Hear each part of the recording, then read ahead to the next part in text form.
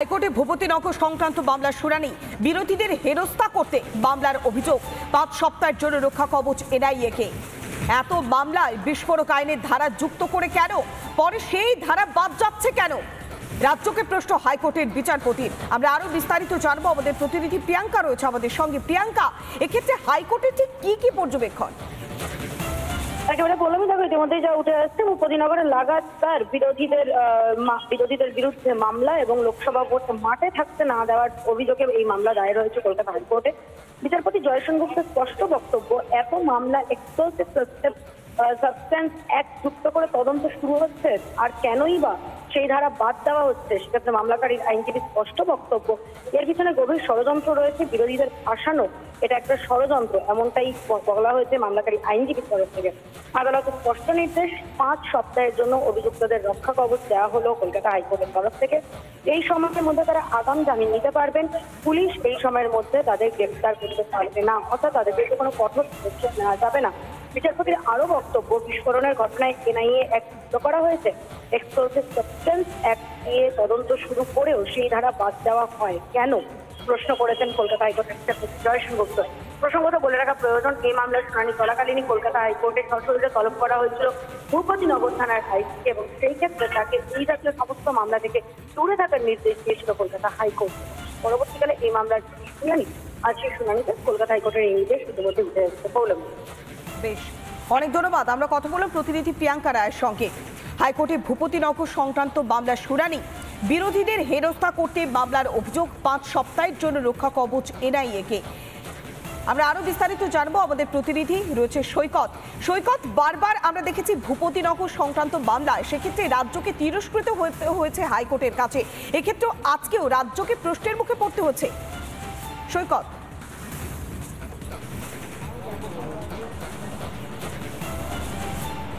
একদমই রাজ্যকে প্রশ্নের মুখে পড়তে হয়েছে হাইকোর্টে, সেটা রাজ্যকে প্রশ্নের মুখে পড়তে হয়েছে কারণ এক্সপ্লোসিভ যে অ্যাক্ট, সেই এক্সপ্লোসিভ অ্যাক্ট বারংবার দেওয়া হয়েছে এবং সেটা আবার উইথড্র করা হয়েছে, এবং আদালত যেটা বলেছেন যে এনআইএ অ্যাক্ট যেটা আছে সেই এনআইএ অ্যাক্টে মামলা হয়েছে কিনা এই বিষয়টা জানতে চেয়েছে হাইকোর্ট।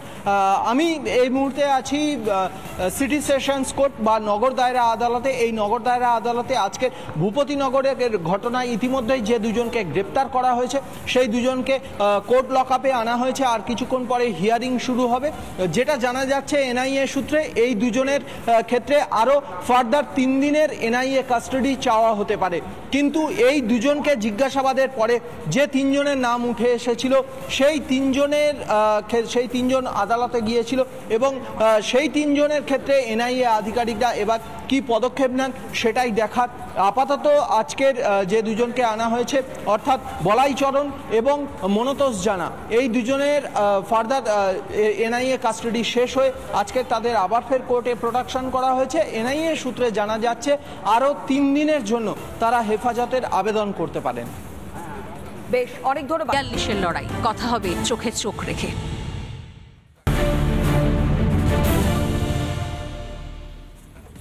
আলিপুরদুয়ারের বিজেপি প্রার্থীর সমর্থনে মেগা রোড শো, আর সেখানেই বিজেপির প্রার্থী মনোজ টিক্কা এবং তারকা প্রচারক মহাগুরু মিঠুন চক্রবর্তীর সঙ্গে কথা বলেছিলেন এক্সক্লুসিভলি আমাদের প্রতিনিধি মধু কল্পিতা। দেখুন।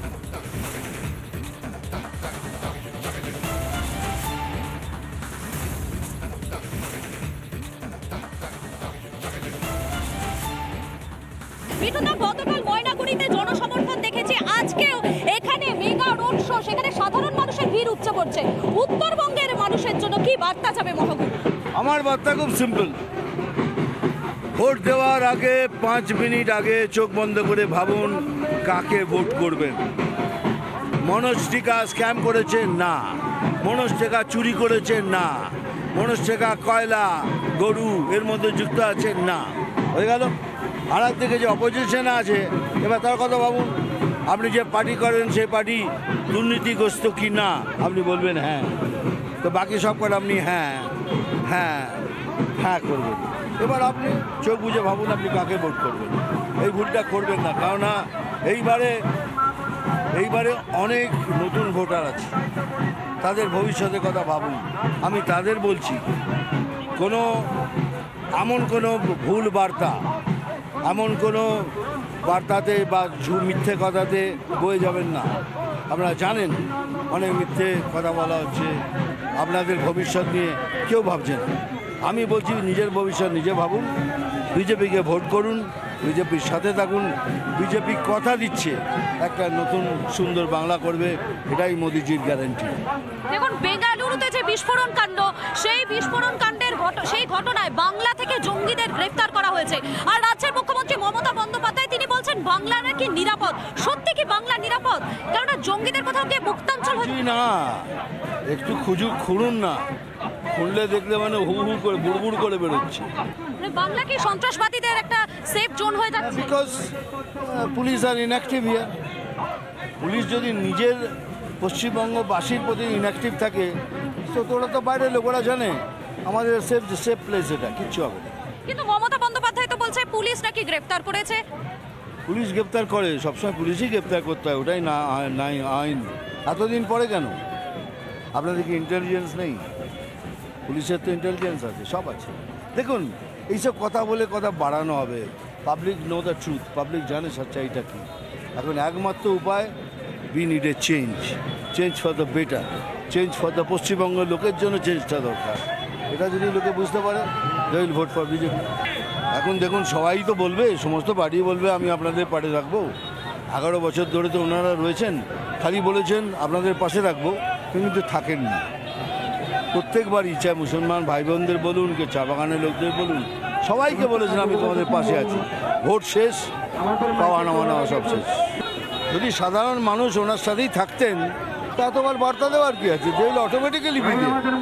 উনি এখন বুঝে গেছেন কে সাধারণ মানুষ আর আমাদের সাথে নেই। আর এটা আমি মনে করি সাধারণ মানুষ যেন বুঝতে পারে এটা চেঞ্জের দরকার, তাহলেই পশ্চিমবাংলার ভালো হবে। এত অভিযোগের কথা বলছেন, একবার আমাদের সুযোগ দিন না। অভিযোগ না করে একবার সুযোগ দিন, তারপরে দেখুন, তারপরে সেই অভিযোগের দেখানোর চেষ্টা করছে। এদিকে চারিদিকে মানুষের ভিড় সামাল দিচ্ছে। সেই অভিযোগ করার পর সেই অভিযোগটা যদি আমরা না দেখি, তারপর আমি আর আপনার সাথে কোনদিন কথা বলবো। ওই মানুষের বার্তা বুঝি সব বলছে কি সব চোর গণদের ধরে ভেতরে ঢোকান, এটা তো আমি পারি না, এটা কানুনটা আমার হাতে নেই। তবে সবাই ভেতরে যাবে, গ্যারান্টি, কেউ বাঁচবে না, কেউ বাঁচাতেও পারবে না। অর্থাৎ উত্তরবঙ্গের মানুষের পাশে রয়েছে ভারতীয় জনতা পার্টি, এই বার্তাটাই কোথাও গিয়ে আজকে দিলেন মিঠুন চক্রবর্তী। ভিডিও জার্নালিস্ট সঞ্জয় নাইয়ার সঙ্গে মধুকল্পিতা, রিপাবলিক বাংলা, আলিপুরদুয়ার।